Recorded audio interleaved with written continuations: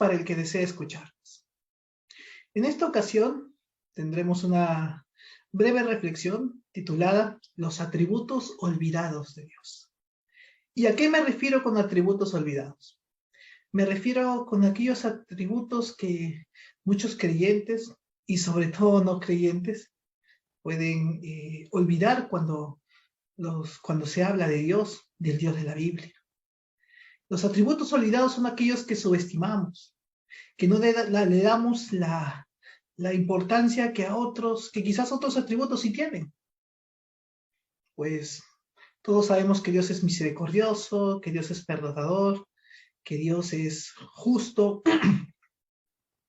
pero también tenemos en la Biblia, sobre todo en el Antiguo Testamento, a un Dios que también juzga a sus enemigos, a un Dios pues que confronta el pecado y la maldad y no deja, como dice su palabra, no toma por inocente al culpable. Y es pues aquí es donde entra el libro de Nahum. Nahum es un libro que se escribe en el contexto del juicio hacia la nación de Asiria. Una nación que había sido muy perversa, una nación que había sido que había afligido mucho al pueblo de Dios. Y quisiera tocar Nahum capítulo 1, verso 2. Es curioso porque la palabra Nahum significa pues consolación. Y miren cómo Dios trata y habla este mensaje hablando sobre él mismo, ¿no? Y manda al profeta a hablar esto a Israel. El Señor, Nahum capítulo 1, verso 2. El Señor es Dios celoso y vengador. El Señor es vengador y lleno de indignación. Se venga de sus adversarios y guarda enojo para sus enemigos. Es un texto que, pues, muchos de nosotros quizás no hemos leído con mucha...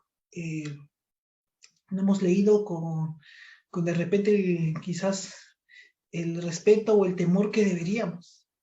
Dios juzgó a Siria, a esta nación, y en el libro de Nahum está ese juicio. Pero también puede estar pasando que Dios también quiere que los creyentes conozcamos ese lado. Es cierto, más grande que su ira es su misericordia es más alta que los cielos y Dios está dispuesto a perdonar, por supuesto. Pero ¿qué pasa cuando subestimamos ese perdón? ¿Qué pasa cuando no tocamos cuando no nos arrepentimos y continuamos una vida proba delante de Dios, sino que solamente utilizamos a Dios para que nos dé, para que nos provea, para que nos guarde, para que nos conceda nuestros favores? O quizás como el genio de la lámpara, ¿no? Que quieres que te conceda tus 3 deseos. Es cierto, en el mismo libro de Nahum dice que Dios es bueno, fortalece en la angustia y conoce a los que en él confían. Eso dice en el verso 7. Pero lo cierto es que en este caso, el Señor también es un Dios vengador, es un Dios celoso, es un Dios que se venga, que se indigna, que se molesta y también que guarda enojo. Y estos 4 aspectos quisiera tratarlos brevemente, en esta reflexión. Los atributos de Dios, Nahum 1:2. Empiezo con el celo. La palabra celo es K. Y pues, lamentablemente, estos atributos son tomados de manera negativa porque los asociamos a las conductas pecaminosas de los hombres. Celo quiere decir de repente un marido que está así manipulando a su mujer, o de repente pues una persona, pues una esposa, un tóxico, todo eso que quizás en nuestra sociedad se conoce como tal. Pero resulta que el celo quiere decir, en el caso de Dios, es mostrarte pues que Él quiere hacer cosas maravillosas, grandes, que lo mejor que tú puedas hacer es estar con Él. Pero si tú no quieres estar con Él, lamentablemente Dios, Dios no te comparte con nadie. Dios no puede estar en segundo lugar de tu vida o en tercer lugar. Ten cuidado si Dios está en el segundo o tercer lugar de tu vida y tú dices ser un hijo de Dios, tú dices ser un creyente, tú dices amar a Dios. Ojo, puede pasar que Dios, al ser un Dios celoso, que quiere estar contigo, que quiere estar en primer lugar de tu vida porque es el bienestar, porque es lo mejor que te puede pasar, te termina quitando aquella cosa que le está quitando que le está quitando Él la primacía de tu vida. Por eso ten mucho cuidado. Dios a Israel siempre le dice, yo soy un Dios celoso. Esta palabra implica su preocupación por su pueblo y la búsqueda del bienestar del mismo. Dios quiere lo mejor para ti, pero Dios no compartirá su gloria con nadie. Así que ten cuidado si una persona, un trabajo o algo está teniendo el primer lugar de tu vida y tú dices de labios que ese lugar le pertenece a Dios. Ahí puedes tener un gran problema. Tenemos por segundo la ira, ¿no? La ira de Dios, el Shema. El Shema es un estado permanente suyo frente al pecado por ser santo y justo. No es un sentimiento que aflora cuando alguien peca. Es una cualidad personal en la que queda cubierta la persona que está fuera de la voluntad de Dios. Y es verdad, el pecador está sujeto a la ira de Dios. Romanos 1 dice que la ira del cielo se revela contra toda impiedad e injusticia que practican los hijos de los hombres. La ira de Dios se revela ante ellos. Y Dios está irado. Dios es un Dios. Y el pecador, por el solo hecho de respirar, ofende a Dios. El pecado es ofensivo. Provoca la ira de Dios. Y cuando nosotros hablamos de un Dios perdonador, es precisamente porque para perdonarte, Él tiene que dejar de lado su ira. Y quien cargó su ira, pues, es Jesucristo en la cruz. Por eso también la ira de Dios es un atributo que tenemos que tener en claro todos. Y si Dios te ha perdonado, valóralo, porque Él tuvo que dejar de lado su ira, poner su ira en su Hijo, para que tú no cargues con ella. La venganza, el Benjam, es otro atributo de Dios. Tiene la fuerza de ser retributiva, es decir, es ejercida cuando el hombre o un pueblo quebrantan los principios divinos. Y es cierto, la venganza es algo que a Dios, que solamente le corresponde a Dios.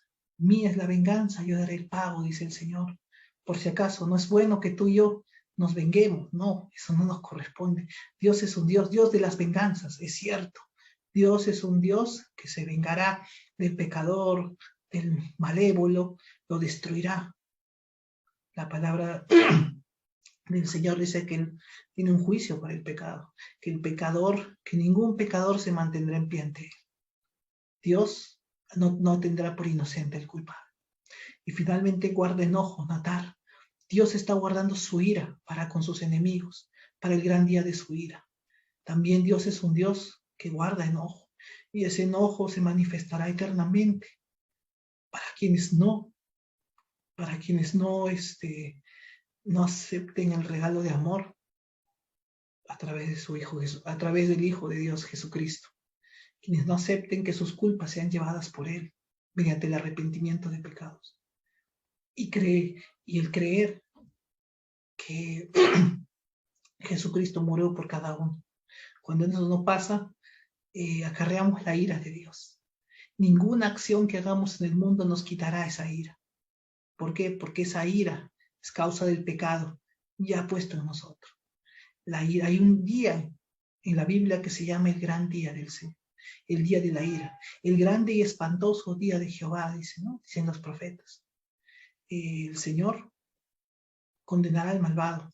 Varios salmos lo dicen, Dios condenará y destruirá al malvado.